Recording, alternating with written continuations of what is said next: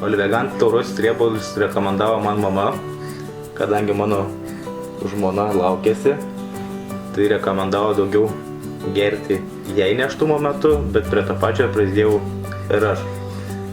Aš pats dirbu sunku fizinį darbą, anksčiau skaudėdavo kaulus, bet pradėjus vartoti šitos riebalus,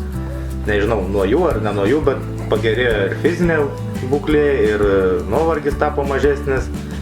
kaulai mažiau pradėjo skaudėti. O aš taip pat kaip nėštumo metu, tai dėl dantų labai pergyvenau, kaip čia gali, kas nutiks po to, ir tai jau labai gerai ir augaliniai nuo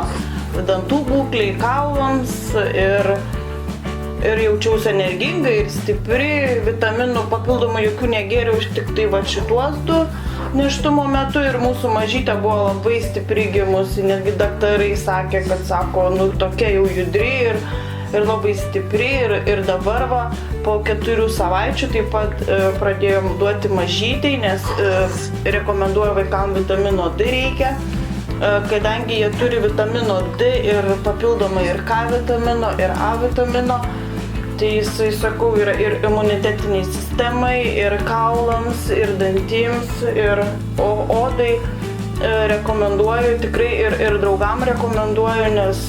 ir pati vartoju labai gerą.